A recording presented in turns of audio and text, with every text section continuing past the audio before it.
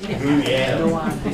He gave his brother some. Oh, I did the same on my front street. Hey, why don't you Online. let The only way I started out walking. I've been saying, as I just saying. Santa's in Birmingham.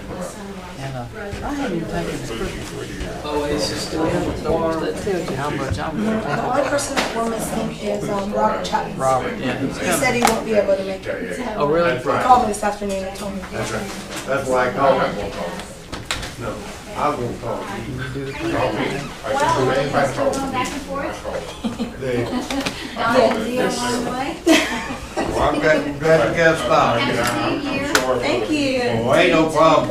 I was scared someone What would get shoes you hurt. wearing? Today I've got on my My kids are great kids. work in the yard. We don't know. I thought about you though. She got it. Gotta get These are nice and warm. Yes, I got my tall boots on today. It's a little chilly. Yeah, it is chilly. That's really good. Yeah,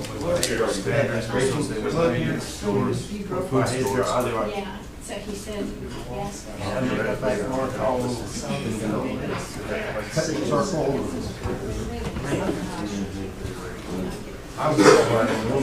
Close that door over there. Yeah, I'll grab it. That's not right.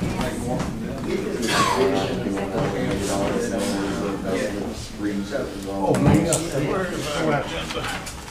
You know where you do that. What? Carol. Y'all good to go? All right, go ahead and call the meeting to order. Sandy, would you open us with prayer, please? Our Heavenly Father, we're so thankful for the good day you've given us. We're so thankful that we live in this wonderful community, Father, and that you have given us, members of this commission, an opportunity to serve our fellow citizens. We just pray, Father, that you would always lead and guide us in the decisions that we make, and we make them for your good and for the good of the citizens and property owners of this community. Lead, guide, and direct us as we go into this now. In Christ's name we pray. Amen. All right, if you'll look at your minutes from the October 18th meeting, just look at those and tell me if you see any corrections need to be made or any additions, anything you might see that stand out, let me know. Otherwise, I'll give you a second to look over them and then I'll ask for a motion to approve the minutes.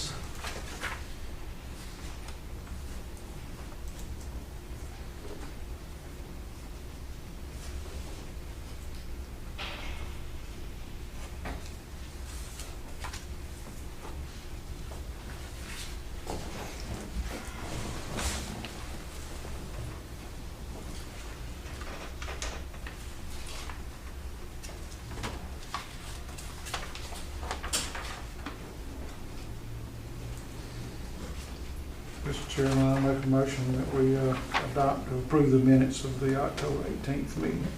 Mr. Curtis has made a motion. I have a second. A second. Troy Wood is second. All approve, say aye. Aye. All right. Minutes approved. Okay.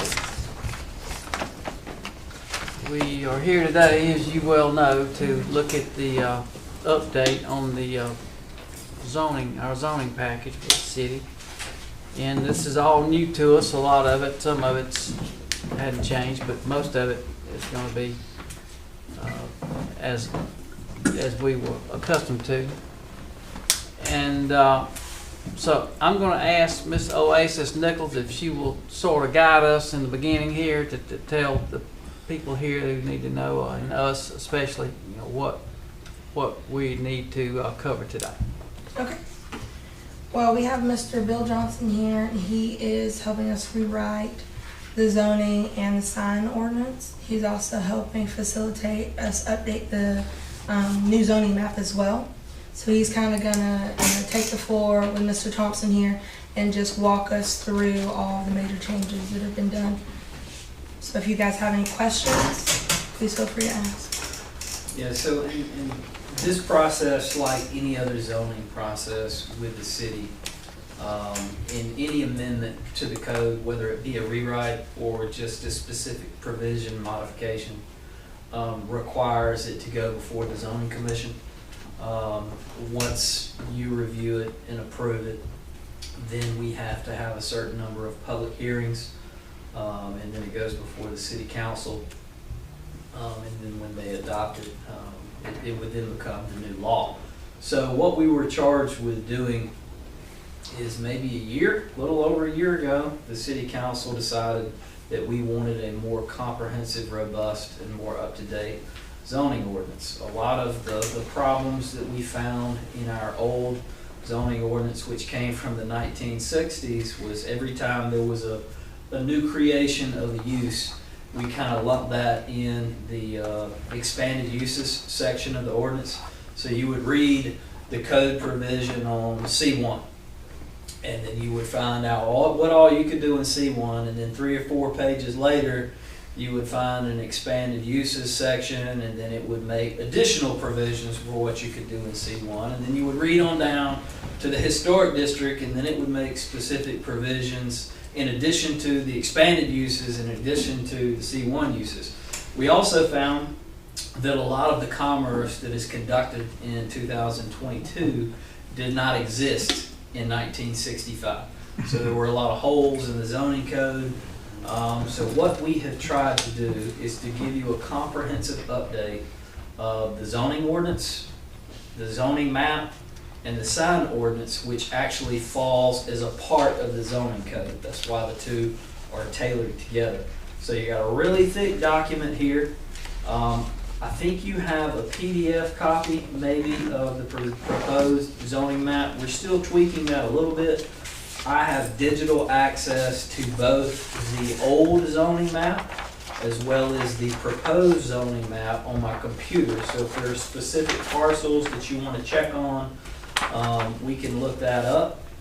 We have new definitions, we have new tables, both for sign and for code, and we have different zoning designations, and where some of the old zoning designations might have been in existence, they may have a new classification, or we may call them a different thing now. And the intent of that is to bring us up to speed with current planning practices or best practices in the zoning field. So with that, I'm going to turn it over to Mr. Bill Johnson. I believe you've got a big packet. I think he gave you some notes, and I think he's going to work on the notes. We're going to try to hit the high points. If we missed anything, and we may have, like I said, this took a year and a whole bunch of sets of eyes, and even as early as 10 minutes ago, we were still making some tweaks on the zoning map that we found.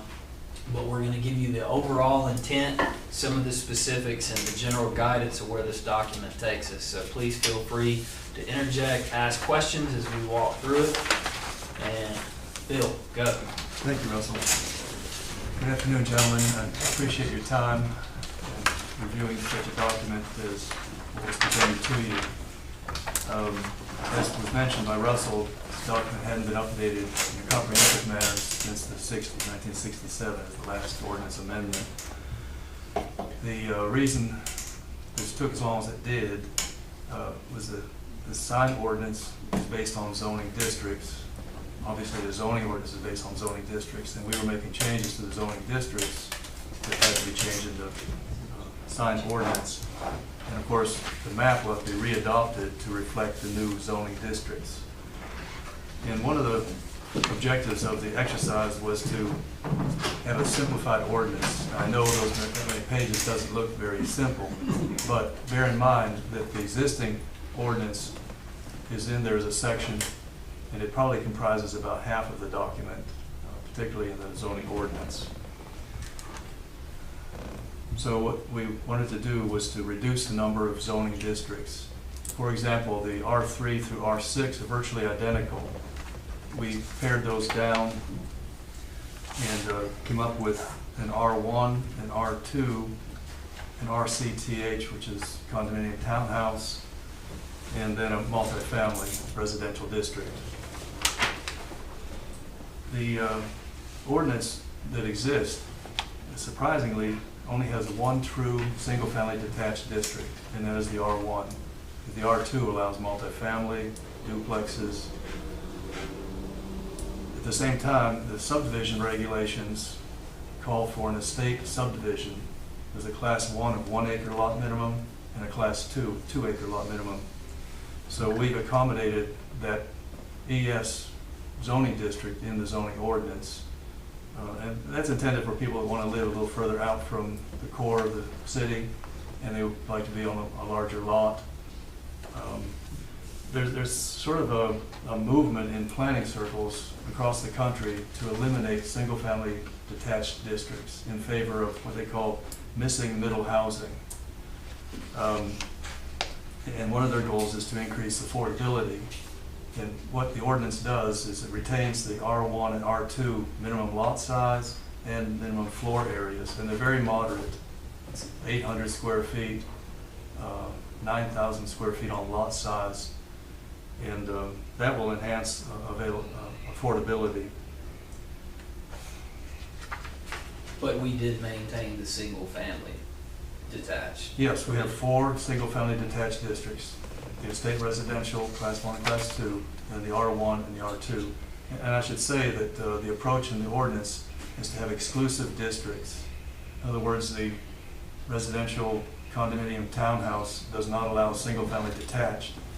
In that way, you can reserve land according to your future land use map. You can reserve land to meet the objective of that particular land use designation. The same is true for the commercial districts. Right now, there's a C1, C2, and C3. We proposed a neighborhood commercial district, which would be small and within the neighborhood. Then there's a C2, which you can think of the corridor 19 coming in with all the businesses. That will be a C2 general commercial. And then there's a downtown commercial district, which is in this sort of a pink area, which reflects the historic district geography. And to Bill's point, I call it additive zoning, right? So the way the old zoning law worked is if you had an industrial zone property, you could pick up all the uses in C2, all the uses in C1, and on down the line, and on down the line, on the down the line. So the way we drafted this was each zoning district has an intended use, and no use outside of those parameters can be allowed within that zoning district. And what that allows us to do is to achieve some cohesiveness from a land planning standpoint in that particular zoning district. So we kind of did away with expanded uses. Now, I'm sure we're going to get this question, and you may have this question. So what is a new zoning map if there is a change due to existing property owners, right? Right. So the way that works is if the zoning designation or classification has changed, those conditions or those properties will be considered non-conforming legal uses. They're non-conforming because they don't match your current zoning law. But in the same sentence, they are legal non-conforming uses because by default, they will be grandfathered in. And then there's certain provisions in the law that can take you from grandfather to not grandfather, whether it be deterioration of a property or a change in the use of the property, and all those are built in. So there is a provision to protect the status quo from a land use standpoint if the zoning designation changes, and we call that a legal non-conforming use. Would that, what would apply if the change of ownership? That's what I'm gonna ask. I think it's tied to use. Changes in ownership do not affect the status of the So property. it would be Grandfathered grandfathered if If it's ownership non-conforming, it changes. may not be non-conforming, but if it is, it would be grandfathered.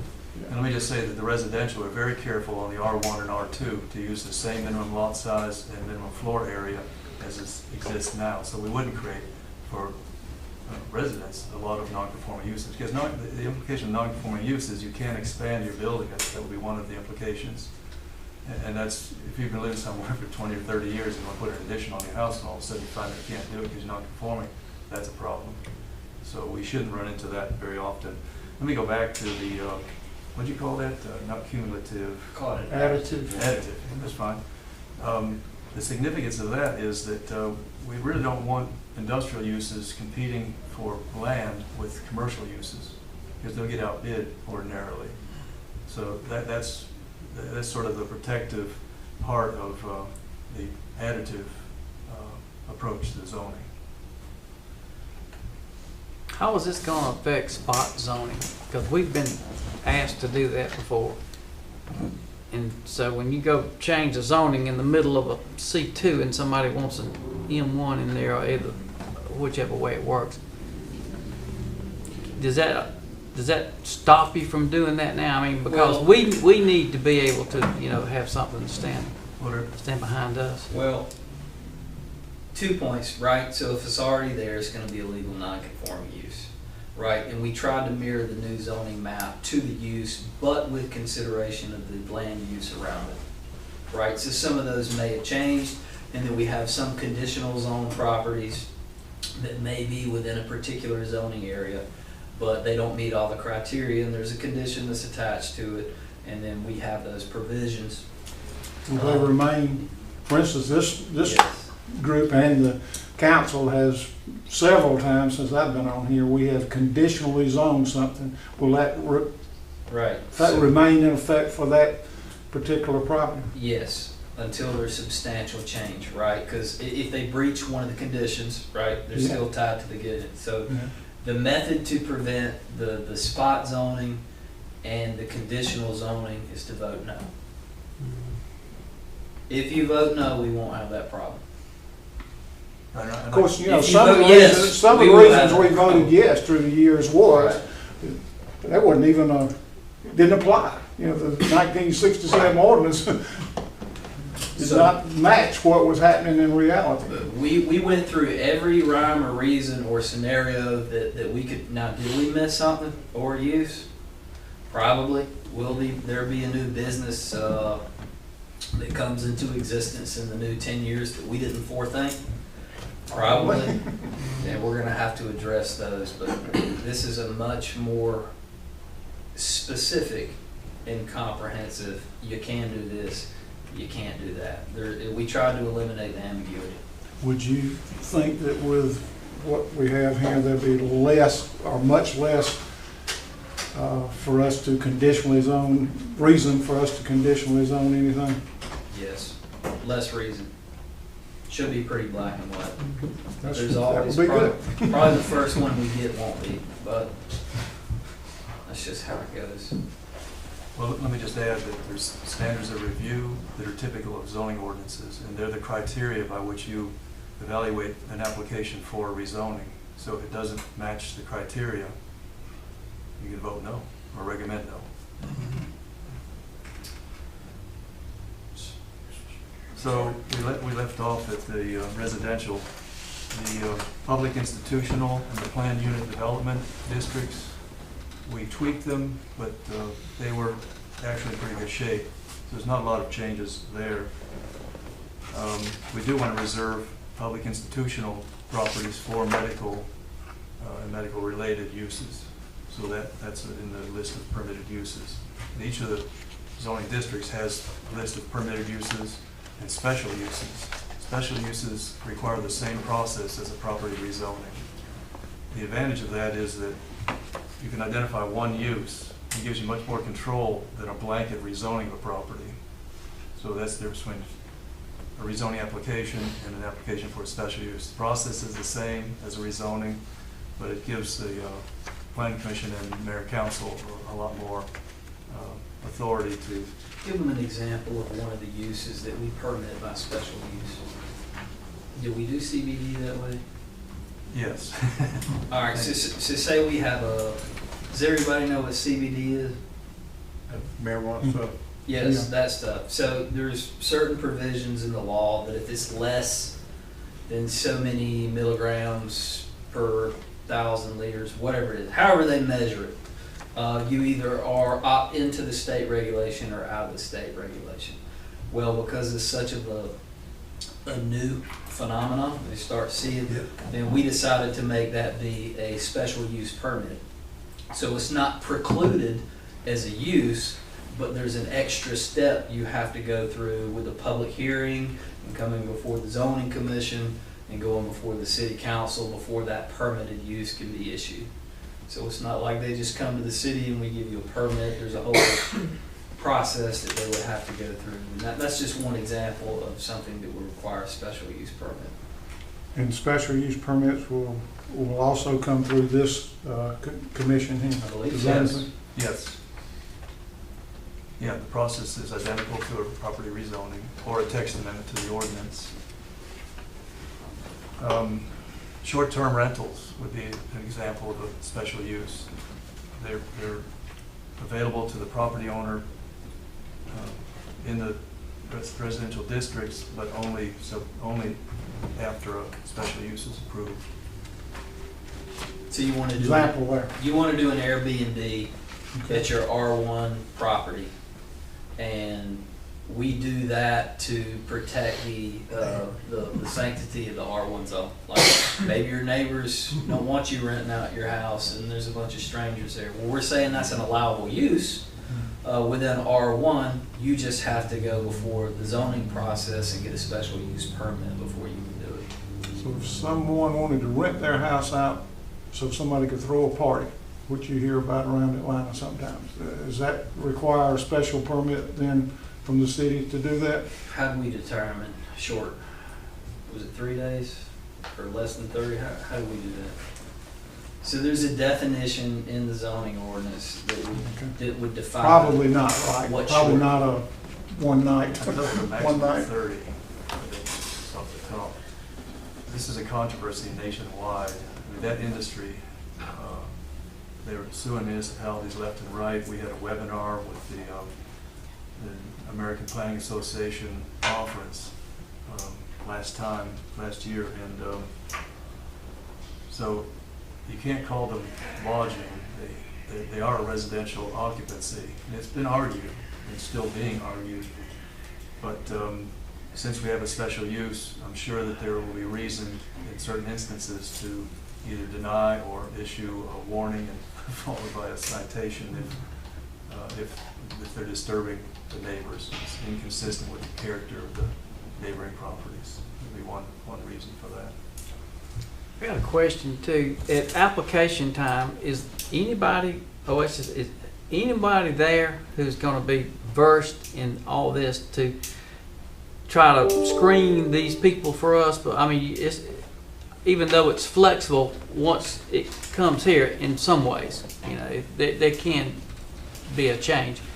But at application time, it would be, you know, I think just a gesture to tell these folks, you know, I don't think this is, you know, this is what our law is. These are what the zoning rules are, and you need to be aware of that when you go in there, or either just flat turn them down, because this isn't gonna fly. It's not gonna get done. So are we gonna run into that? Typically, we, the people who would apply for a rezone request or something would pick up applications from me, and then I ask them, you know, what are your plans for your property, what's your vision, and then I provide them copies of the code, of the zoning code, and kind of go over things with them. So there is that, you know, kind of pre-screening discussion. We do, however, have to do our due diligence. You know, as a municipality, we don't recommend that they go with one zoning or the next. We just provide them with the code and let them choose what they think the best zoning would be for their lot. Yeah.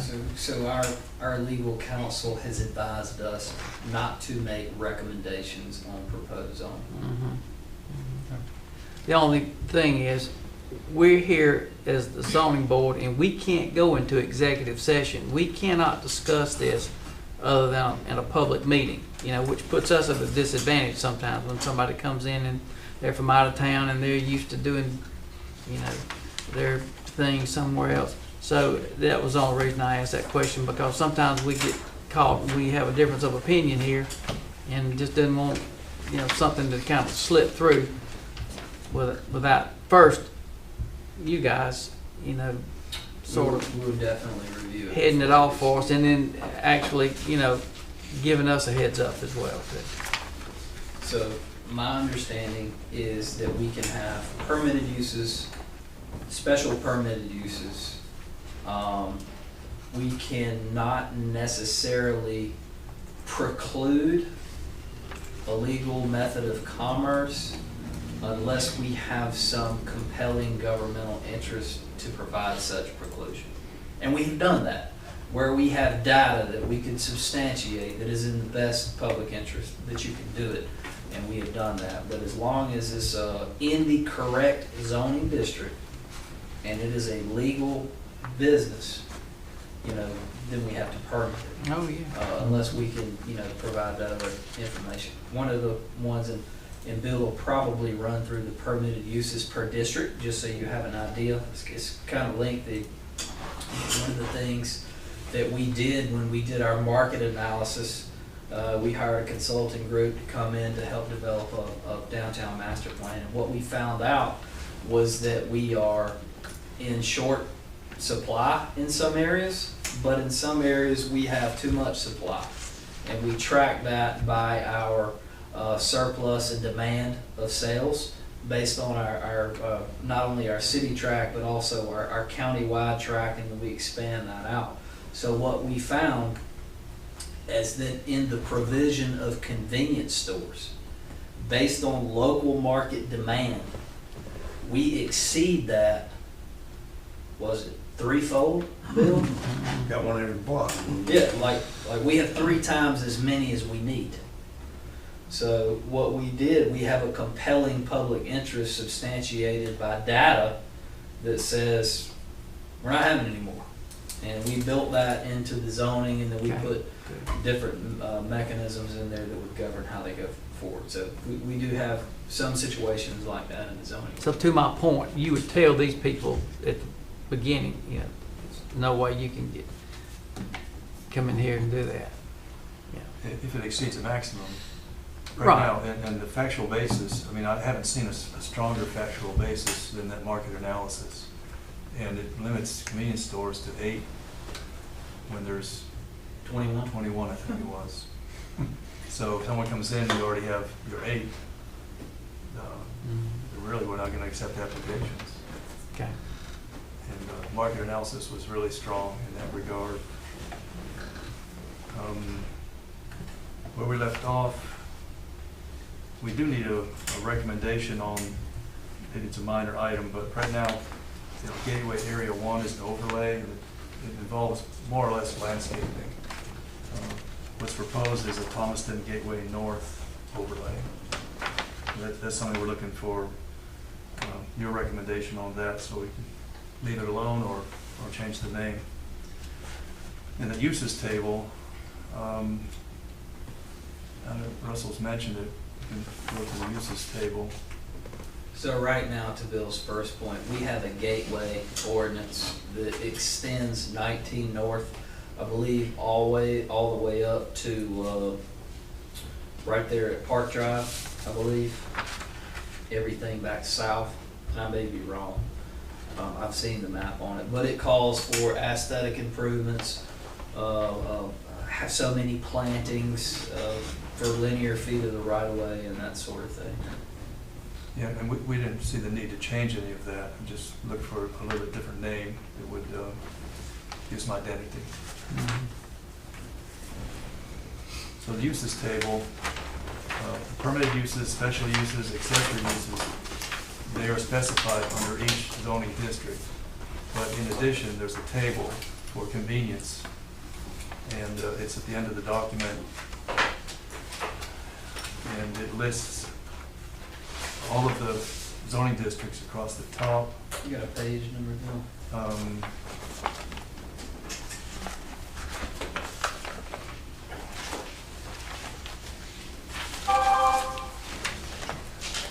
233. If you go to 233, it's just below that. 233? Yeah, it's Exhibit A, and it's going to have a different numbering system, but it's right after 233.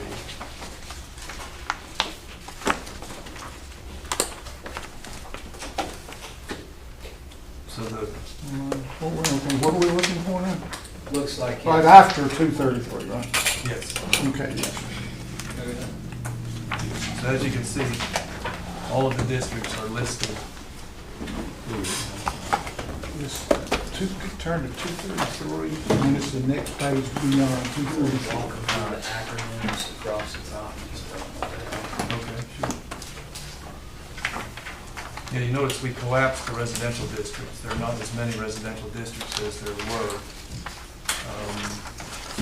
So, going across the top there, that's the state subdivision. Class 1 is that 1 acre minimum lot size. It's now found in the subdivision chapter, but there was no provision for it in the zoning Where do you, ordinance. excuse me, I missed that first part. ES1. ES1, yeah, okay. So, I'm not sure how it was gonna work, because there was no zoning district that had an ES Class 1 or an ES Class 2. That's a state subdivision. And again, it's for people who wanna live a little bit further out on acreage. So we created that zoning district. R1 is a single-family detached residential. R2 is single-family detached residential. And those are the 4 zoning districts that are true single-family detached. Right now, the ordinance has 1. Doesn't give you a lot of choice when you come into town looking for, to relocate. So CTH is condominium townhouse. MR is multifamily residential, and it's for apartments, just like it sounds. Is nothing presently zoned CTH?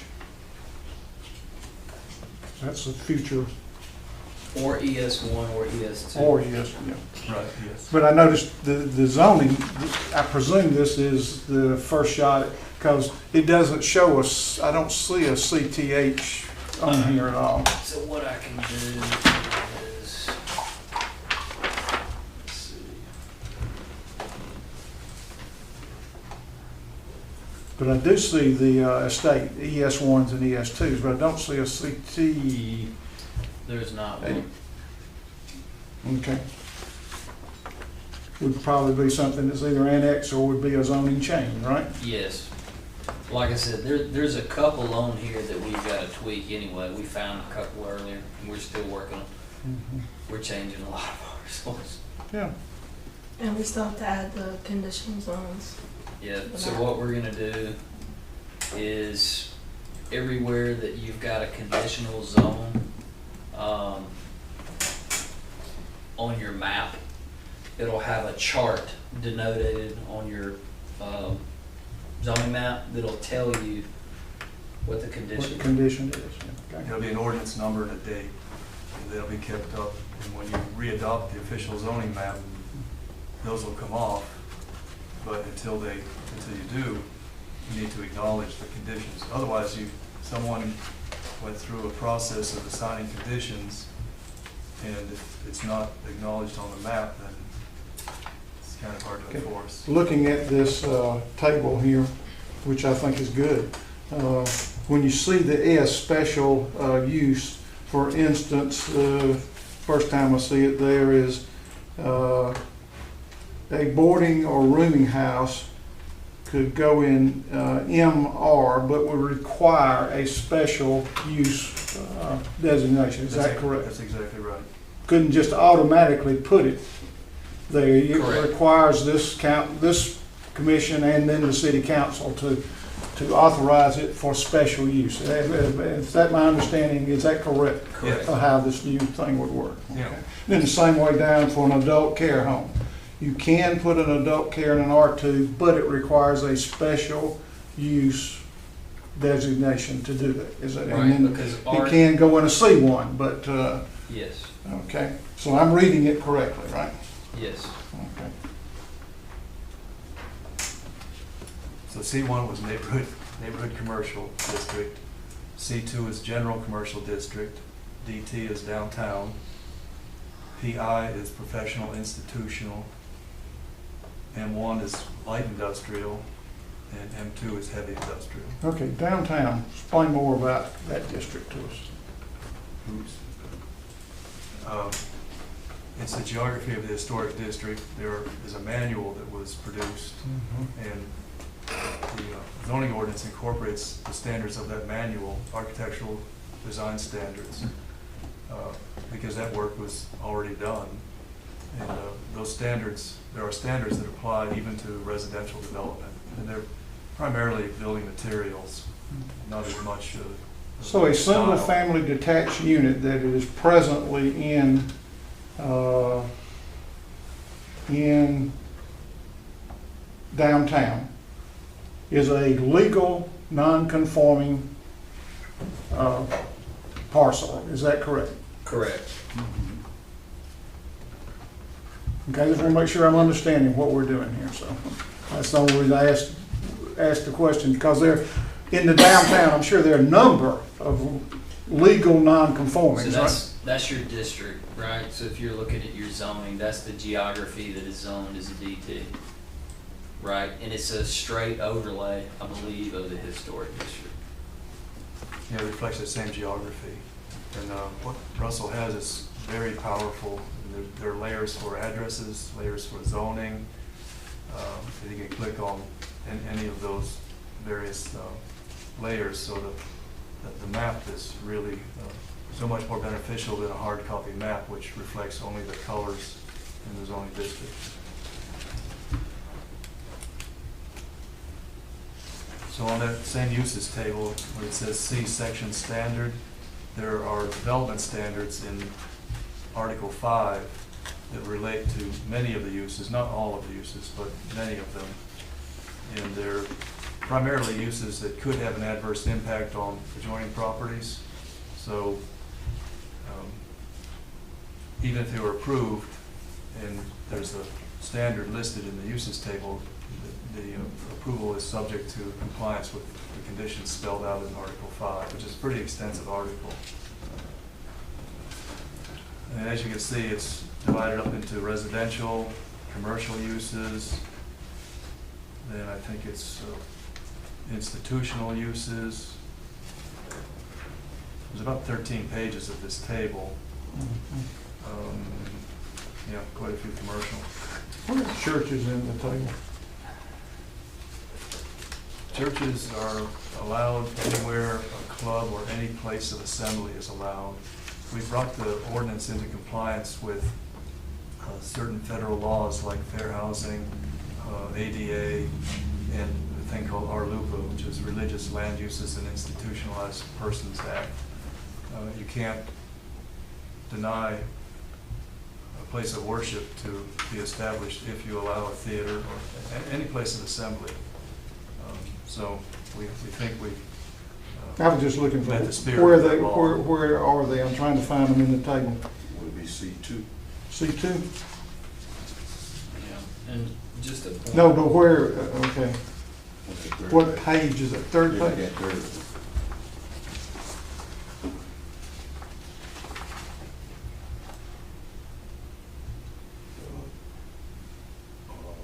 Fifth one from the top. Cemetery, ancestors, to the place of On the worship. place of worship. Yeah, that's, Not church. Yes, okay. That wouldn't be church. That's- No, but that's I'm going over cemetery. here, I'm trying to find. Yes, that's cemetery is accessory to a place. Place of worship may be how they define it. Place of worship, I'm just curious. No, it's not over there either. We can add it. the place of worship's got to be in there. They would be allowed in the R1, R2, ES1, ES2. Cemeteries are only allowed as accessory to a place of worship. The reason for that is maintenance. I've seen so many cemeteries that get into, no one's, Take care of. One of the clarifications we need to do is on alcoholic beverage sales. This only has that permitted within C2, which I think the intent was distilled spirits by the package. But general alcohol sales would be allowed in, beer and wine. yeah, C1 and D2, so we need to make. Where are they that putting note. that at, that alcohol, was that accepted or? It's proposed to go in a C2 zone. Liquor stores. Yeah, that's why I'm wondering if that's where we got that crossed up. Yeah. Somebody called and asked me about it, I said, I didn't know where it was gonna be put. At the end, and I hit a lot of back and forth. That's fine. Really? Oh, yeah. I just saw it in there. I mean, your downtown is gonna be an entertainment hub. Yeah, I saw that. C2 in the downtown area is the same thing, because they serve alcohol. So much big bills. I called him, wanted to get it, I said, They're different now. I think we'll ask that Stores question. downtown, My C2. understanding is they Package are stores, different. liquor, C2 C2 only, only. alcoholic beverage sales, The usage tend to C1, be C2, close to the GD, same. and didn't we have a commercial neighborhood? You really want to look at neighborhood commercial? I don't know. What if you have a restaurant? Well, yeah, a restaurant would be food services establishment, all the. It's not permitted. Yeah, I don't know if her and I were talking past each other on. Let's go back over that. Yeah.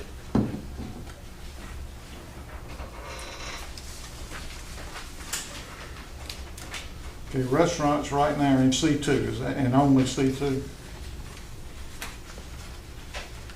No, I see restaurants limited service. That would be,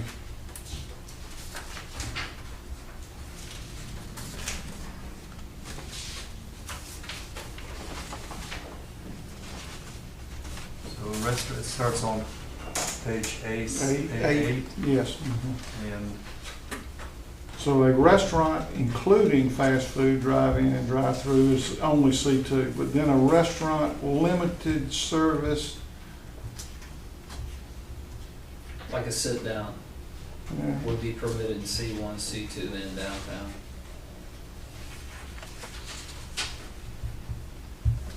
a full-service restaurant can be in there, and a sit-down restaurant in C1, C2, or in DT. Yep. Okay, yeah, okay.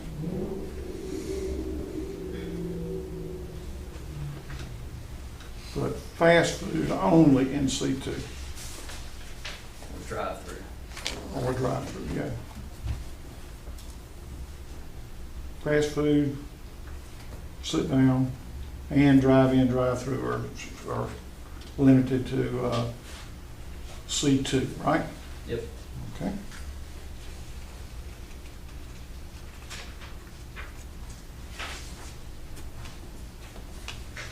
are we good on the uses table?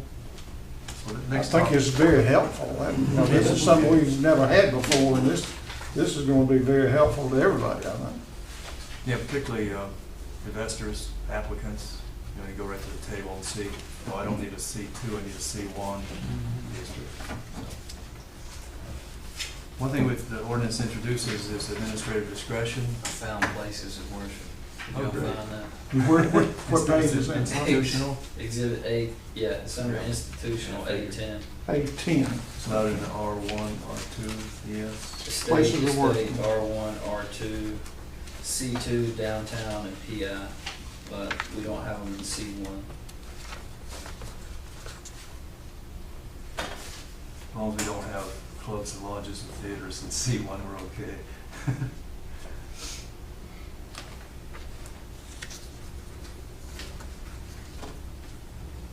Thanks for finding that.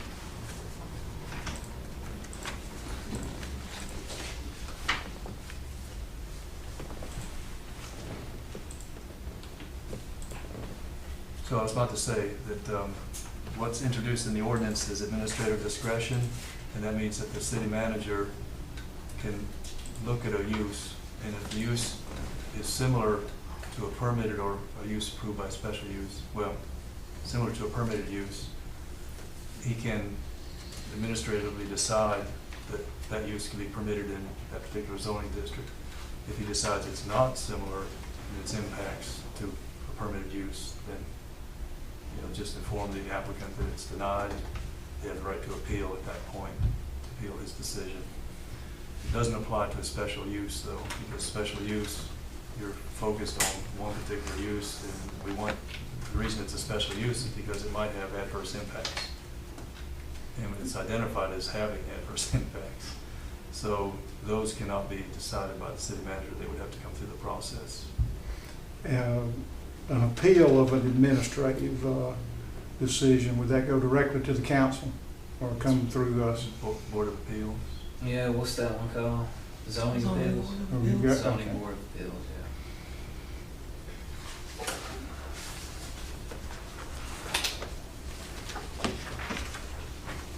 We talked about the conditional already. The existing map doesn't, it doesn't track those ordinances that were passed in association with a specific application. Someone got the property rezoned, was subject to conditions. So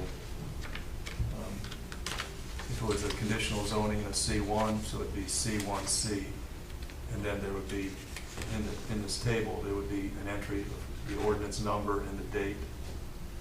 So going into this, all of the things that we have made conditional zoning, that tag will remain with that parcel, is that correct, going into this new? Yes and no. If it then conforms, would it be dropped? If it's non-conforming, it would be dropped. Here's the yes and no. The yes is we will have the tag for every condition that the zoning board has ever put that we can find. What we have found is that a lot of the conditions that were placed on the zone were not necessarily tied to an address or a parcel. It was just a specific legal description of the property. And we have no way of finding that ordinance and what those conditions may be. But that's not peculiar to Thomas. So we have about half of them. Yeah, there are many ordinances that go back. There's one in North Fulton I'm aware of, 1983 conditions. You know, I mean, things get lost over a period of decades. So We've got some from the 80s and the 70s and that don't know where to. unless the owner volunteered to bring it in with an application at some point. Yeah. that's what's Where did you absolutely say right. package sales was? Package It's going to liquor? be in C2. C2, C2, and downtown, but not downtown. not downtown. Won't be in downtown. Just C2. It is the new ordinance is that ordinance done? The council has been briefed in session on the provisions. As of today, it will be uploaded to the city. It's already updated. So it's on the website right now. And then we were doing a Facebook post today. Is it already out? Yes.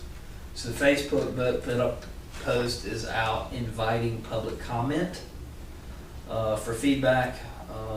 And then we will take that up at some point after the adoption of the zoning ordinance, because what we ran into is we wanted to relegate liquor stores in C2 zones, but because of our additive zoning, if we would have approved it Before. under the current zoning, it makes the footprint a lot wider because of the It expanded would then be uses. grandfathered. And Right? then they would be grandfathered. Grandfather We with said, a new well, zoning ordinance coming right on the, a few days so behind I it. didn't right? want to create it brand new and then grandfather it, and there only be 2 licenses or however many council chooses, and we lock ourselves in before we get our zoning done. So we're gonna push that until the zoning's done. So it's gonna be my recommendation. Makes sense. So package, you're talking about beer, wine, and liquor? Well, so when we talk about package, we already permit beer and wine, right? So I think you can do that C1 and C2. And that's why we gotta look at the alcohol. But the intent of liquor store, so the sale of distilled spirits in an unbroken package, that's C2 only. Unless y'all want it somewhere else. That's why we're talking, y'all. That is right now listed as alcoholic beverages sales. That's what I'm Or- thinking. Now, but that's not- I've already looked through here and I see, so what I would do, if I were you from a homework, go through this table in each of the zoning districts and we have definitions. If you think there should be a permitted use in a particular zone and we omitted it, that's something we need to know. Or if there's a permitted use that we included in a specific zone and you don't think it needs to be there, that's what we need to know. So I've already Does it found, sound like we need to do some homework and come back here? Can we still meet the schedule that you need to get it to the council? I don't think I would ask you to approve something that still has errors. I was gonna say, you say you have already seen 2 or 3 things, so I was wondering how that affected what we need to do today. You know, the pleasure's yours. If you want to look through it, we can make suggested edits if you want to proceed, or if you want to revisit. How quickly can you get some edits to us? Be nice for us to approve, and I know it's gonna be almost impossible to approve the quote final thing. Somebody's gonna find something for the next year or 2 all along. Something's gonna happen. But the less of that we have, and when we approve it, it's the better, isn't it?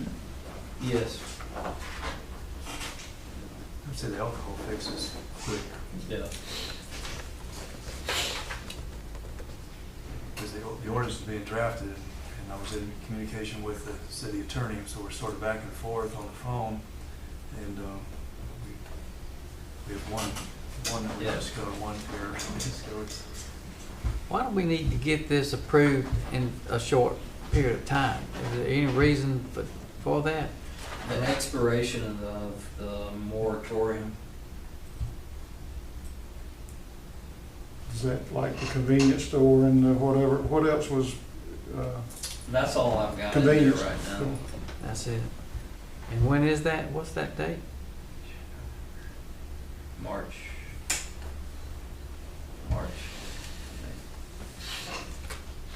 We may have a little bit of time.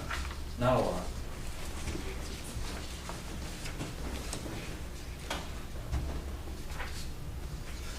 Bill, you want to keep walking through it? Yeah, that's so funny. You said walking, and parking flexibility in the handout is wanting people to get out of their cars and walk, especially in the nice downtown like Thomaston has. To be able to do that, you have to have some flexibility in the parking requirement. And there's a provision in the ordinance. I really haven't, I used it in Hayfield around the airport. They originally had 1 space per room. When you've got a shuttle van, you don't really need that much parking. Chicago has three rooms, well, 1 space per 3 rooms. So what has been introduced is an inventory can be performed by the applicant, the property owner. And if they can demonstrate, then we can verify their findings on that particular property, they could reduce the parking requirement. Most ordinances, you're overparked. I mean, this parking standards set up for Thanksgiving and Christmas shopping days. Huge seas of asphalt being added, more impervious, heat from those runoff. So this is something that they would have to conduct an inventory and then bring their findings to us, and I imagine the building official would have to verify those findings. And if they're correct, they don't need as much parking as is required in the ordinance for that particular property, they could reduce the parking requirement, which should be a good thing for everyone, if people walking more than driving. That would be a decision that the building officials make prior to it coming to us for rezoning or whatever, special use or whatever. Yes. There's a number of new uses. I don't know if food trucks is a new use. We used to have that at school. Truck would come up, but there was no food truck court. So now there's a number of, and we have a food truck court owned by the city. So that would be an allowed use. Climate-controlled storage facilities. I don't know if you've seen any of these, but they look like office buildings. And I wrote an ordinance in conjunction with one of the major chains to make sure it was realistic for them and make sure it was palatable for the community, because what we have for the most part is the 1-story, I like to say, of 1,000,000 garage doors, and those will be relegated to the M2 district. And the ones that are 3 stories, some architectural design features, they would be promoted, and they would be in the C2 I district. think we rezoned one of those conditionally, didn't we? That's what it is. Yeah, there's 4 or 5 brands out there, and they look nice. So, for instance, under the current zoning, storage had to be an M2, right? So he was like a C 2, so he had to have a C2 condition. Yeah. Well, under the new zoning, you can do interior storage Interior, in a Yeah, C2. that was nothing in the So he old would, ordinance that is. so he wouldn't have had to even get a condition. Yeah. But if you want to put one of the exterior storage facilities, you cannot do that in commercial zone. Only the interior. Mhm. So some other new uses are live-work units, maker spaces, brew pubs, business incubators. And then we have the uses that have the potential to have an adverse impact on the community. Those are convenience stores, in the numbers that we have here in Thomaston at least. Rooming and boarding houses, halfway houses, group and congregate personal care homes, small box discount stores, which is another battle. I don't know if you realize it or not, and I didn't until I went to this webinar. The owners of some of these chains have like 30,000 stores nationwide, so they're not small players. And it seems that this is a national issue for planners, at least, writing up specifications for small box discount stores. And we have those incorporated into the ordinance. As we've been talking about, the alcoholic beverage sales and pawn shops, these are reference to population, so many per 1,000 or 5,000, depending on what the use is. But it can enable the city to defend against new applications for these particular uses. And I already mentioned that our LUPA for places of worship, fair housing for family personal care homes. Family personal care home, up to 6 people, including caregivers, can be allowed in a residential district. R1, As written. R1, R2. Yes, as drafted. Daycares, on the other hand, because of the potential for noise, they're relegated to the C1 neighborhood district. So it should be convenient, those locations should be convenient to residents, because the C1 neighborhood commercial district is right in the neighborhood. But it's not allowed in the R1, R2, or ES 1 or 2. And what I had left on the zoning ordinance, at least, was we have a very long list. I wouldn't say half the document, but it's a very long list of definitions of terms. And that's so that the city manager or the city clerk doesn't have to have a debate with a prospect coming in and saying, well, I think I can do this. This is what I'm trying to do, and you don't prohibit it. But if we define, the better you can define various uses, the better your situation is when you have to have a debate with someone over what's permitted and what isn't. Gentlemen, that's all I have, unless Russell has something else. We can take a break or go right into the sign ordinance. I have a question. I noticed that when you look at funeral homes, the allowable zoning designations, there's like 3, or different from the zoning designation where crematories are authorized. Do most funeral homes not now have crematories as kind of part of their deal, or is that separate? Well, based on experience in Snellville, I was trying to separate crematories. There's a public perception. Okay. There's no fumes coming out of there, but people get queasy about that. Can fill up a meeting room over that issue. But that's the genesis of that. So a funeral home excluding crematory would now be allowed in C2, downtown and professional. But if you want a crematory, it's got to be in. It's got to be only in an M, right? And it has to be specially permitted even then, right? M2, is that right? Am I reading that right? This is helpful. I mean, before it was. Let's check the P's and the S's and let's make sure we got them right. That's Yeah. what I'm doing. Yeah. Is that correct then? You want it special for crematory? You want it, even though it's only in an M2, you want its special use, just due to the nature of And I went through possible controversy. commercial parking lots and parking decks. That's a special use permit in C1, but it's permitted in C2, downtown, and PI.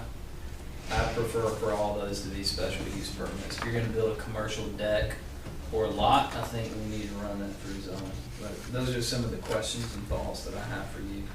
Like cosmetic stores, we're only permitting in downtown. What if somebody wants to open one up on the north side on 19 to C2 zone? Do we want that, or do we want to try to push that niche to downtown to provide some exclusivity? So that's a question. Well, I think you need all the organic business you can get. So if you just, as you said, push them to downtown, then you're eliminating. Well, some of that does this, right? So if you want to slow some growth on north side and force that use to downtown, this is how you do it, right? We create where it's permitted and where it's What not. was there about a cosmetic store though that made you It's not not put permitted it in, in downtown. not allowed in a C1 or C2? I don't know. It just popped out and I looked at it. And right now I have that allowed in the downtown district, but not in a C2. I would personally think that would be something that probably should be allowed in the C2. Yep, event centers, we have a special use permit in C1, but it's permitted in C2. I'd special use all event centers. Because that And would, again- that can tend to affect the parcels around it Yep. greatly, right? In parking and noise and whatever, right?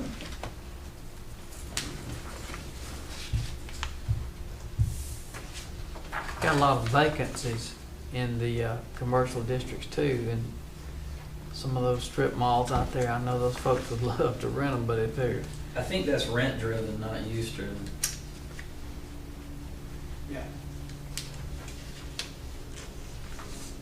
what do you mean? I think they want too much rent.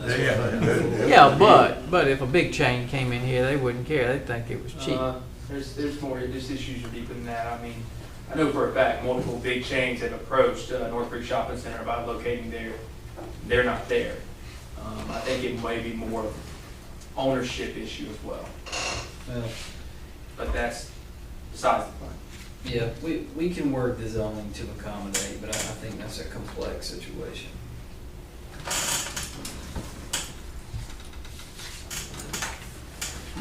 Notice you've got hair salons only in downtown. Yeah. That was one I circled too.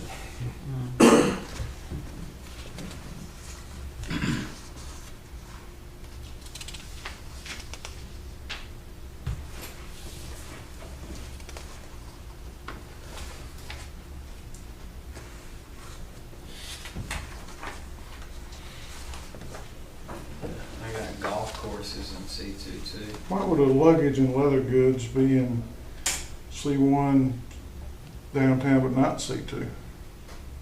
Because it's more of a niche. Oh, okay.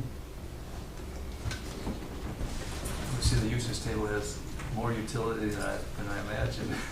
Oh, yeah. I like it. It's going to be really helpful to us. Yeah, I was looking at shoe stores, I don't mean to go backwards, but only in downtown, so Which one? shoe stores. Shoe store. We used to have one out to the north side. Well, I mean, like I said, if a big chain comes in here and they want to get out there, If they want to get in one of the shopping centers, you would. does that? We used to have one out there. I know, but a couple of them out there now. Yeah, I guess. Maybe just retail, I You don't know. kind of get the intent of the homework exercise. Yeah. So when do you think you can have me recommendations? If we print you a clean copy of this and you go through and everybody make their individual recommendations, Mhm. and then we can have something ready to edit and hammer once we decide how long you think you need. We need to also keep in mind that we have certain timelines we have to meet. So like I have to advertise these meetings 1 week prior to the meeting date. so we can meet again on the 28th, and that would be before the public hearing. So that would work. So the 28th is a Friday this month. Do you guys think that we could do it before then? And that would provide Why us, not before, yeah? or on the 28th, meet again on the 28th. So have your recommendations ready by the 28th. Today is 12, right? Right. Yes. And why, if you need more time for, to make it all these other things, the council and everything else, I mean, I could be ready before that, but you still need 7 days to advertise. I have to advertise, I have to send it to the legal organs. Oh, okay, so Monday. that would be 7 days And then from publication, right? Right. I won't need a clean copy for y'all to approve. What I will need is that off of our working copies, that we reach consensus on each of the suggested edits prior to dismissal. Then we can approve it subject to the changes recommended to be presented. Then it would be cleaned and given to the council, and you get a copy of it cleaned after you made your recommendation. Let's say, especially something new comes out, Right. you know, skateboards or something, you know, and that something is odd that we don't have in here. How do y'all handle that? We vote on it and then we put it in, or? Well, I think that's where Bill goes back to some of the administrative discretion. Right. If there's a similar use, then I have the discretion to permit it. If that particular use is permitted within that zone, if I deny it and I think it's too out of tune with something that we have similar, then I can deny it, and then their due process is the right to the Board of Zoning Appeals, in which they would make a determination. So we kind of have a process, and we envision that we didn't hit everything. I mean, it's hard to list every business and occupation. Well, I know you got the CBD, let's say next time they want to, someone put marijuana in here, or something. Oh, it's coming. I know, As drafted, the CBD store could be in the downtown, but can it do that? Can it sell marijuana? no. Not yet. I'm saying Not yet, if, but it is you know, gonna come. if the state legislature ever decides to, Gambling, let's say gambling comes in, or, you know, betting on sports stuff, you know, people, they use it online and stuff like that, but somebody wants to go here and say, I want to be a bookie, you know, and well, I think they're looking at sports betting I mean, in this session. So yeah, you know, it's got to be a fluid document. It's just the problem is we need more periodic updates instead of creating expanded uses more periodically, and I think that's the intent. Either way, the CBD store would be subject to state licensing. right. What date then gives you enough time to So meet your deadlines? if I'm clear, we can approve it today, subject to changes, correct, Russell? Say that again? We can approve the zoning ordinance and sign ordinance, subject to the changes made, as long as everyone can come to, the consensus on it. And if we all do our homework, we should be able to walk through it pretty quick. Or For what date then? we have the option of meeting again on the 28th. Oh, 20th, So we have to be sure we had a quorum and everything. We would need to approve it at that point. I wanted to mention, before we leave the zoning ordinance, the approach for the neighborhood commercial was that we didn't want a use that was going to attract customers from outside the neighborhood because of traffic and parking. So they're supposed to be at the neighborhood scale. It was just sort of a decision rule that we used. explain then the concept of C1 again to me. The concept of C1. Neighborhood commercial. Yes, it's supposed to be at a walkable scale where you live in the neighborhood and you can walk down to Okay, group but home or there's no restaurant. single family, you gotta get permitted, special permitted to build something to live in the C1, right? you know, with wanting people to live in the residential districts and separate that from. But you commercial. want the C1s to then be kind of walkable adjacent to. It's kind of a transitional buffer between residential. Yeah, because I was looking at C1 and talking about being neighborhood, but there's no housing uses there. Right. Right, so you don't want R1 right up dead against heavy commercial. There needs to be kind of that transitional Yeah. between commercial and residential, and that's it's more soft retail. Yeah, Virginia Highland, if it hadn't gotten as big as it has gotten, was once a neighborhood commercial district up in Atlanta. And now you can't find a place to park. You need to do accounting up there. Ready to go on the sign ordinance? Sure. You want to vote on this first? Do We can do it them all separately or we together? can do it together. Two separate ordinances. Yeah, I don't know what the motion would be. Just accept what we got, being able to change it when you get to, To approve the zoning subject to the changes to be made that's right. in the immediate future. Kind of shaky, but I'd wait until we come wait back until you and get it. talk about it. Okay. With- I mean, it's like signing a blank check. Yeah, I would wait till we bring it back and, Okay. and go through it. All right.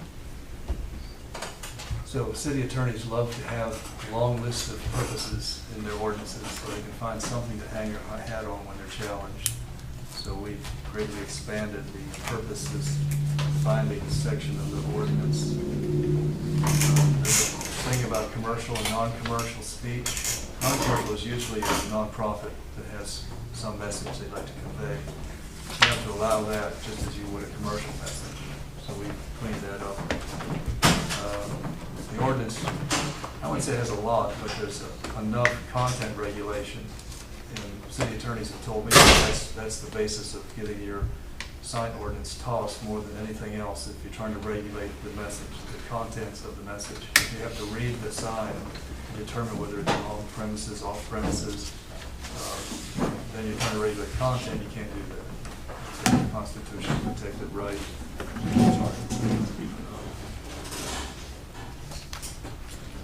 But we can regulate signs because of their potential for distracting not only motorists but pedestrians as well. I mean, they're designed to attract attention, so naturally they can have that impact. We don't control signs that are the ordinance does not control signs that are in the interior. So if you have a shopping center, and, those signs are not visible from the traveling public. Public buildings and public property would not be subject to the sign ordinance standards.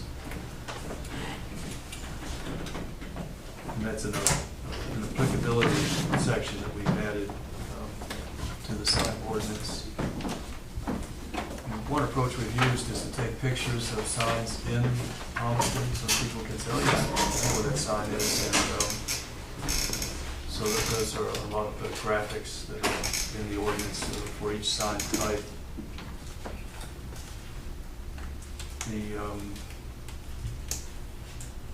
There's a prohibition on animated signs, spinners, and those kinds of things. They are not grandfathered, or are they? The people who are present with them. Which ones?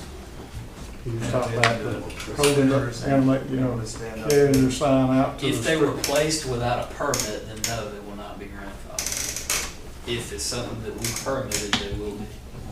Because right now, if you put up a sign that's not permitted, We were talking about It's people who not hold the illegal. sign, who go out and hold the sign, for your pizza or whatever. Okay.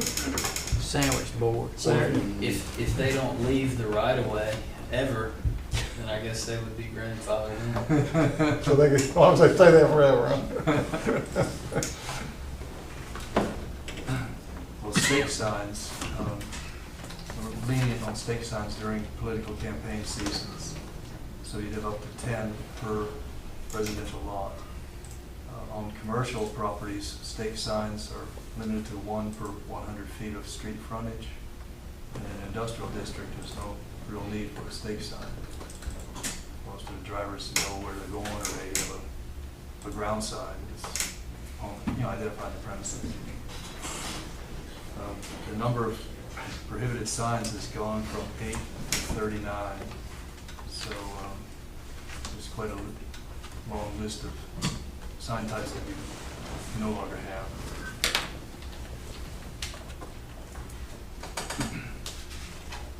What section is that, by the way? 98-200. 200? 98-201, sorry.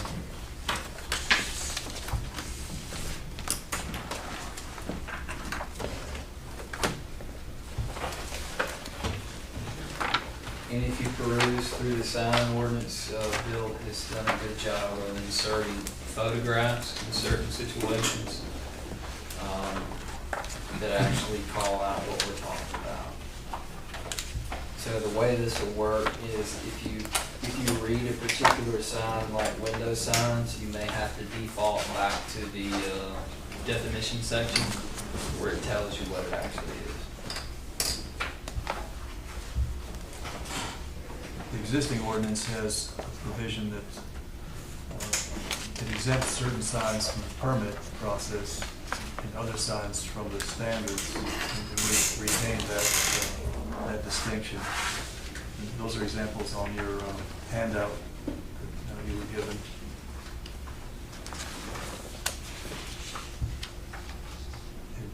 The signs that are exempted from permits are usually small signs, signs not exceeding 6 square feet, wall sign, the sign area not more than 2 square feet. There's a whole provision on flags, so that you can be patriotic, but you can't have 50 flags out there to attract customers. And as I mentioned, if you have a sign that's in the interior of a business, it's not meant for public consumption, those signs would be exempt from the standards. There's a list of 8 in the handout. Russell and I talked about the signs that are put on fuel pumps, and we've addressed that by saying fuel pump has to be designed to accommodate such a sign. The signs can't be larger than the fuel pump, because after he brought it up, I was imagining people putting a pole on top of their pumps and having all sorts of signs. Duct tape. Even worse. So it's to accommodate signs that are not as intrusive as other signs that are subject to permit process and standards. So a festoon is one of those that moves in the wind, like you've seen the guy, right? He's got a little motor in the I bottom. never knew what to call it. Yeah, I didn't know what you call that either. So we've added tables, so there's sign standards by zoning district, very specific. And they regulate the number, the area, the height. Started out on the sign ordinance thinking that we would throttle down a lot of these tall signs, and we ended up having to kind of back off that because it's going to create so many non-conforming signs in our commercial district that we didn't want to fight those battles. So we did come down to 35 feet, right? Yeah. So right now, the way it's written is you can have a 50-foot sign downtown, but out 19 North, you can only have a 35-foot sign. We changed that. They're gonna have voting, what do they have on that for for the selection in March and this year? What do they do about the signs? Can they put up in vote for Democrat, vote for me? So political signs are exempt by state law. You can't regulate them by permit, location, or quantity, or the time period by which they can stay. Is that on residential only? Or? I believe it's state law. Wow. That'll be a revision. Political speech. And you also can't control the size of it? I think you can regulate the size, yes. But I'll check that. There may be a distinction between residential and commercial. If you come down on the size, the ordinance comes down on the size of the billboard. Defining a billboard is 300 square feet maximum. The 672 is an interstate size, they're 14 by 48. We don't have an interstate. The logic is that What's the size of those new electronic billboards that are several around town? Yeah. How many square feet are those? They're in excess, But they are grandfathered, right? correct? But new ones cannot be put up of that same size. Correct. I don't think we allow billboards, period, except in industrial zones.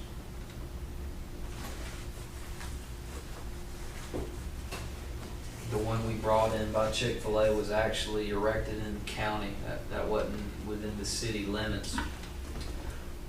So when we annexed it in, y'all gave them a conditional Yeah. zone, because Yeah. the sign was non-conforming to our ordinance.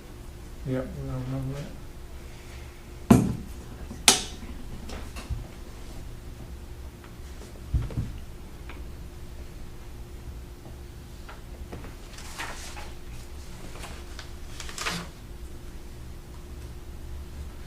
Six is a good one.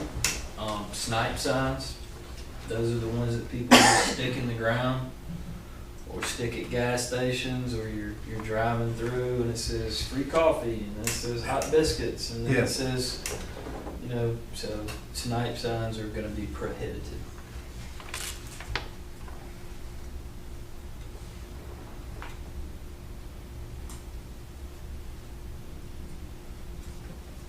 the ordinance responds to a lot of the new technologies, the electronic signs.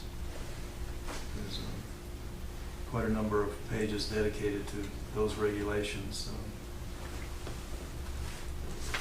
The defense of that is that billboards and certainly signs that have changing copy, there's an illumination standard, which is a national standard, and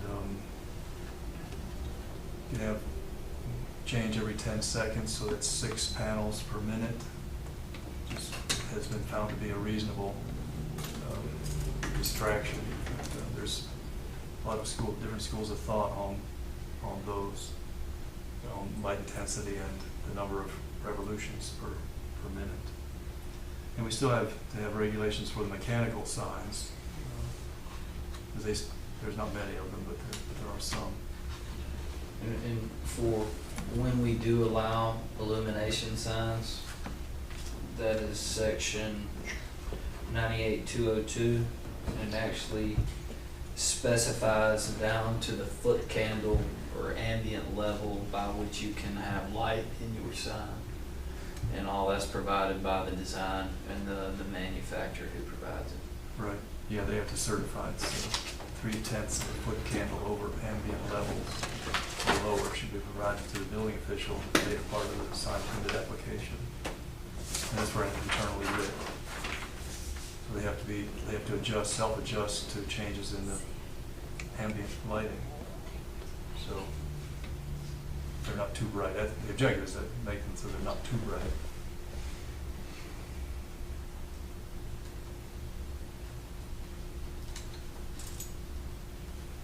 There's also a spillover provision. Right, yeah, they have to be directed onto the property and not have light trespass is the term we use in the industry. We've defined the distance measurement. That sounds like a small item, but you have to be able to define how are you measuring it, and how it's defined in the draft ordinance is from the sign from the sign structure to a property boundary. If they're not allowed within so many feet of residential, then that's how the measurement is taken. Property boundary to the location of the sign on another property. On vacant lots, I only found one instance of that, and there's maybe more. I guess they'd be grandfathered. But as written, no sign other than a billboard or a temporary sign could be on vacant property.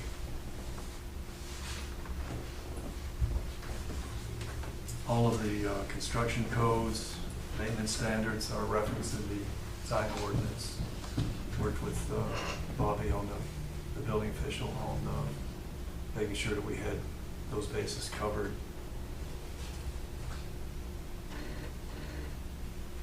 I guess the sign ordinance, I didn't see any of that in the existing sign ordinance, but the new sign ordinance establishes minimums for commercial liability, insurance coverage for sign contractors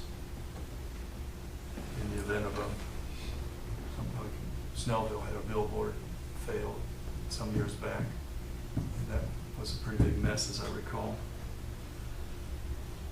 So that's covered in the draft. The standards for abandonment, what comprises abandonment, because that's a debate I'm sure Bobby gets into weekly, whether a property or a use or a sign has been abandoned on the property. So this gives him some standards to be able to apply, and those are failure of the owner to maintain an occupational tax permit, failure to maintain the full complement of public utilities to the property, a revocation of a certificate of occupancy for a period of 6 months or more. So if he were to find that with a non-conforming sign, it wouldn't be just any sign, a non-conforming sign, then he could begin a enforcement action. There's a lot of public notices and what comprises a notice, and I guess if you can't, the way it's written, if you can't find the owner, you end up posting the notice on the sign structure.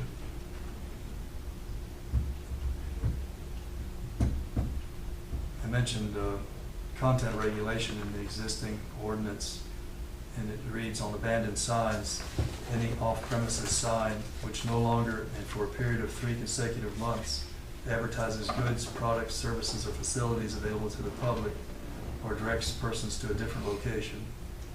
That's regulated content, because you're saying if the sign's telling me, mattress sale relocated to another business and that business is vacant, you can't really enforce that because it's regulation for content.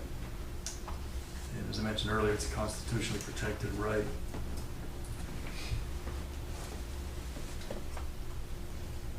The section 98-209 introduces a removal of certain signs requirement.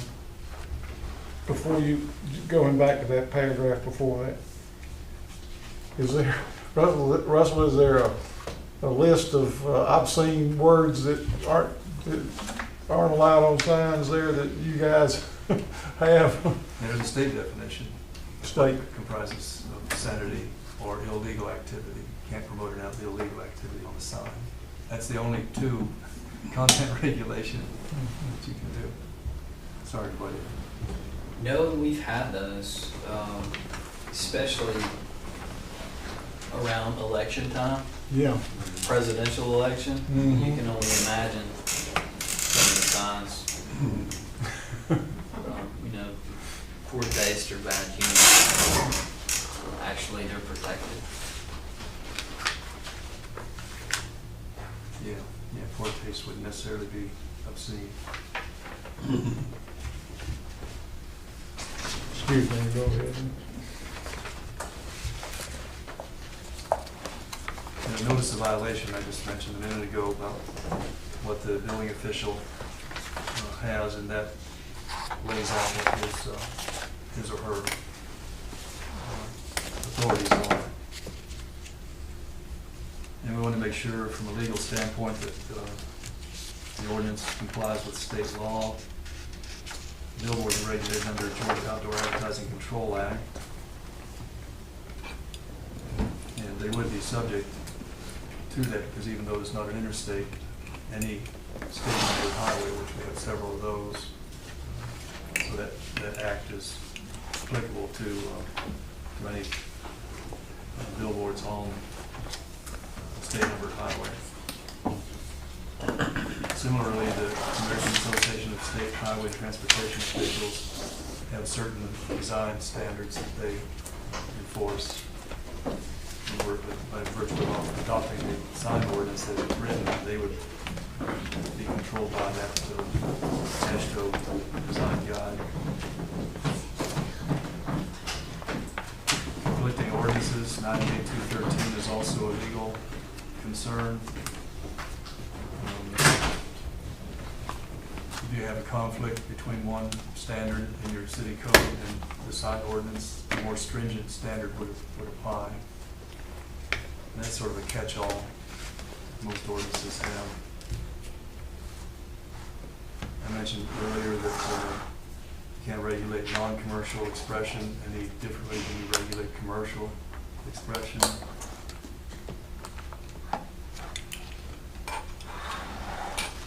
Under that same 98-213, if the regulation is if the regulation of a sign type is prohibited by federal or state law, then we can't. They're exempt from our ordinances.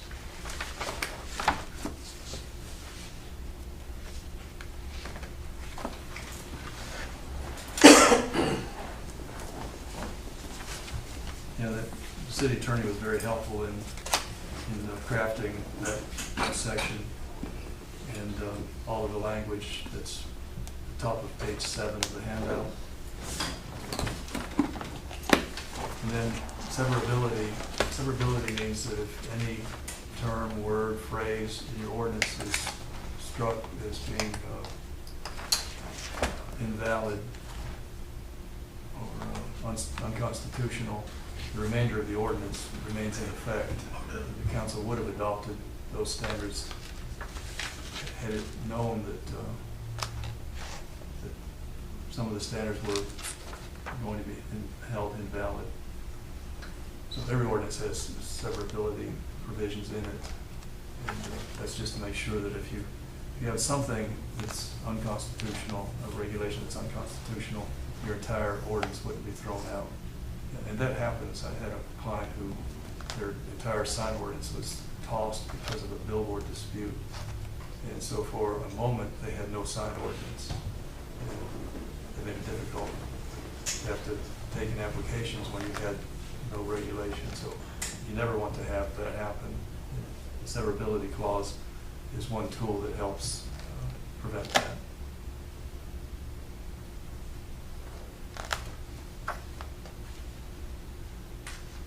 And actually, when you're crafting an ordinance, you look at dozens of different ordinances and see how they were treated somewhere else.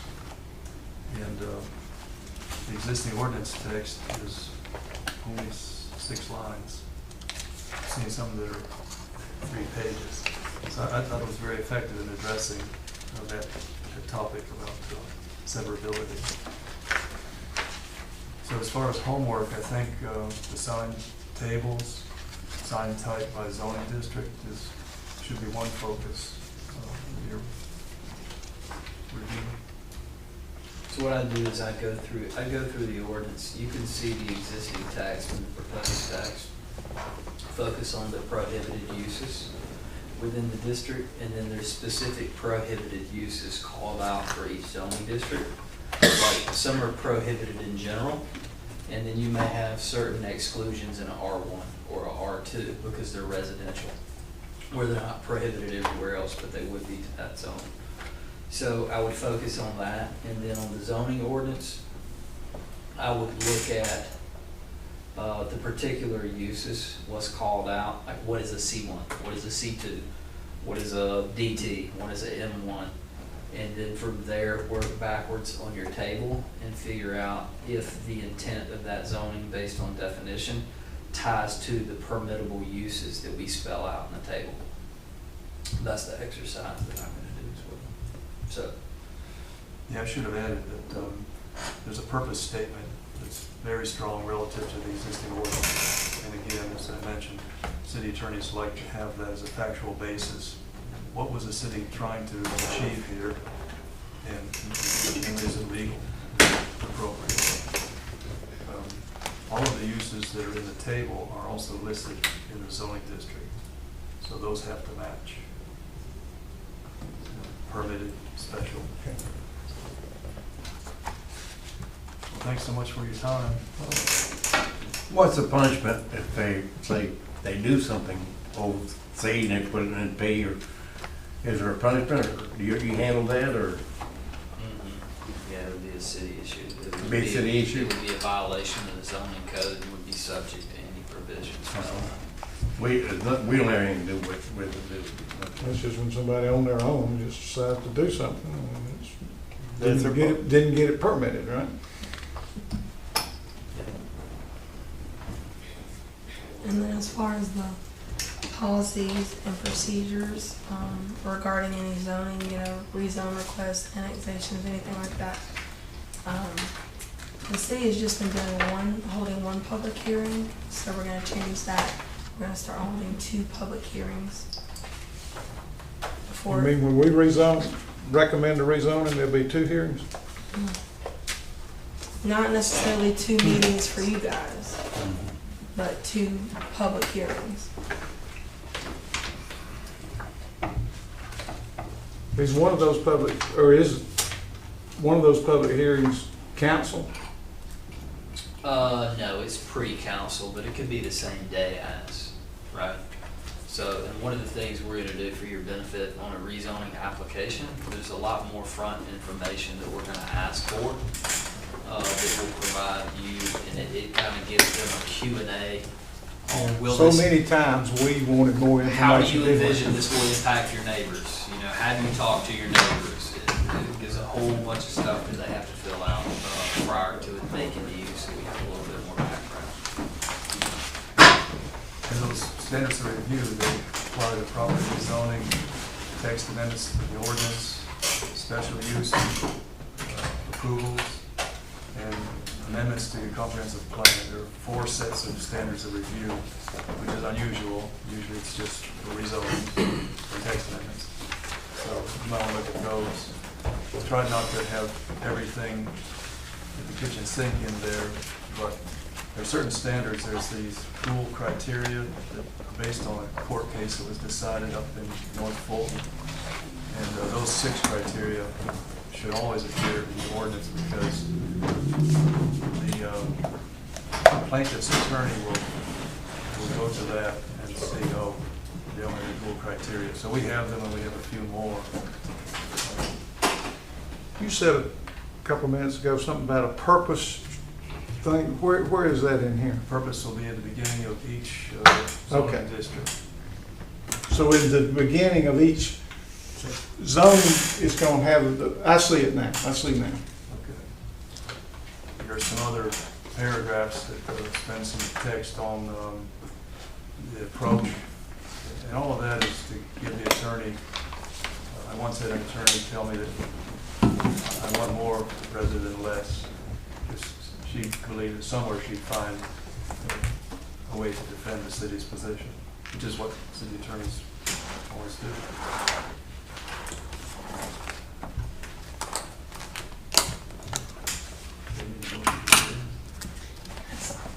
So, do you have any other business or any other questions?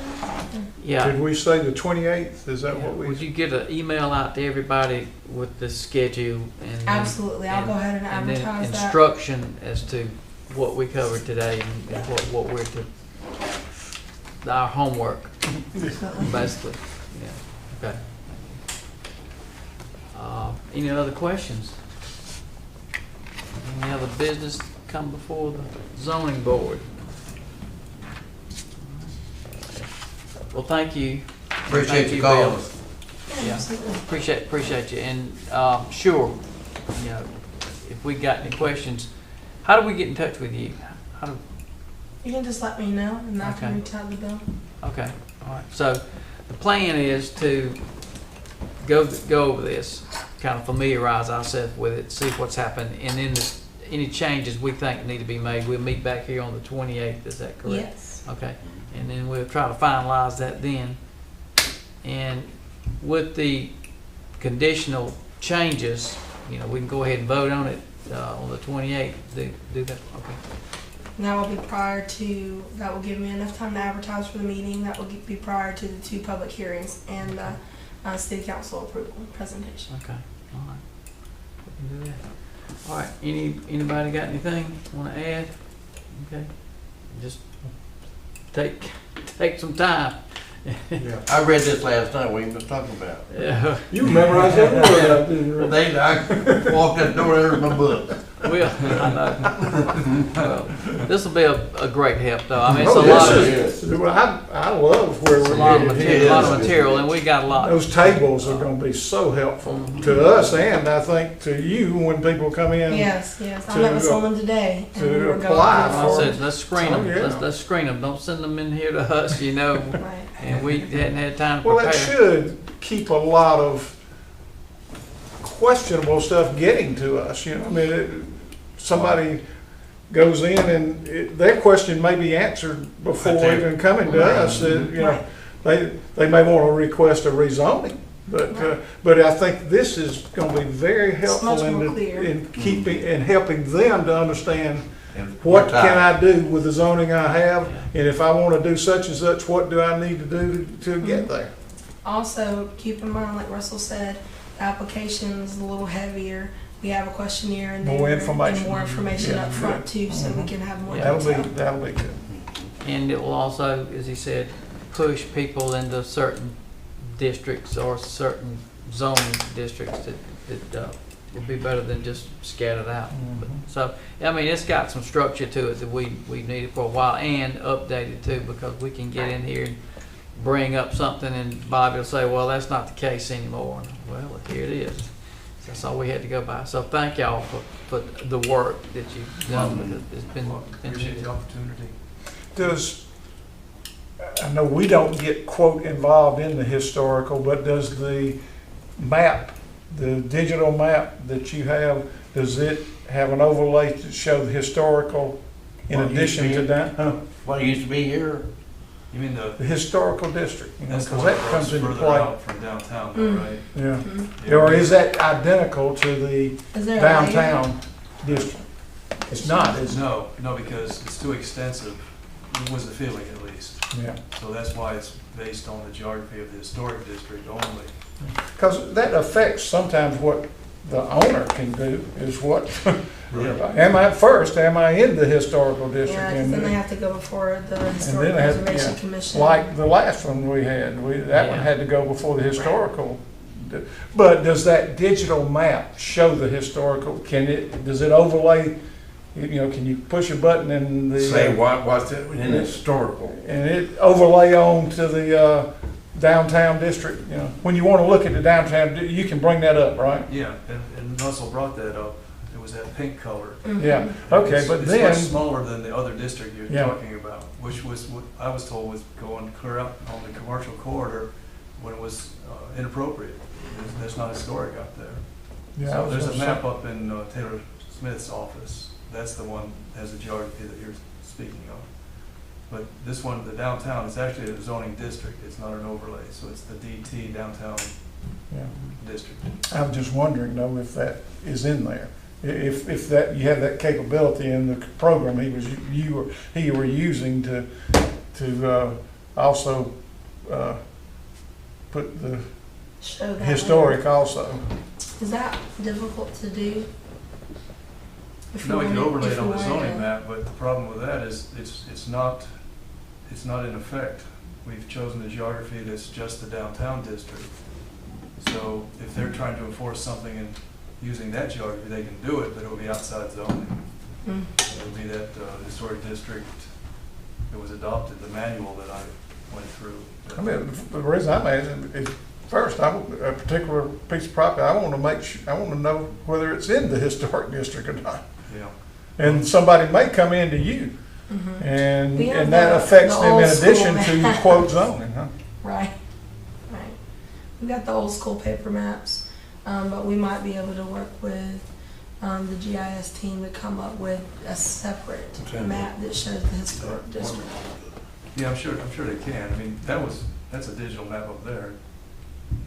It's not hand-drawn, but it can't be on the zoning map because we don't have any reference to anything beyond that historic district, which is a Okay. zoning district. So our GIS team has created multiple maps for us. We have some with storm, showing all the storm lines, we have a master map, we have a zoning map. So I don't think it would be any issue at all to get a digital map showing the historic. Yeah, oh yeah, yeah, I'm sure they can do it. They have Yeah. great capability. Yeah, I was looking at a particular thing and I wanted to, and it was unclear. Well, that's a good suggestion, so I'll bring that up. You know, they're gonna build the, out here, 19, that new building, the city building. The Justice Center they're talking about? Yeah. We have any dealing with that? I think that's gonna be Xed. I think I know what you're talking about, and I think they got other plans for that. I'm not sure that I know that for a fact. Okay. But you're talking about Southampton. Anyway, if no other business will come I make a before, motion, we adjourn. Motion, second, Third. all in favor? Aye. Now, remember, if you have a better idea for a name for the gateway, you know, they want us to kind of think that through as well. Am I, Yes. did I hear him? Oh, Thanks name, for we your just time. we name it after you. What a boy from Georgia do? Hill Johnson Boulevard. He figured I was gonna turn pro, Walker. He hadn't seen. Yeah, I'll go ahead and answer that Where you question. go? Do what? What round? 14. 14. Really? When? That's what I saw. That's pretty good. Of course,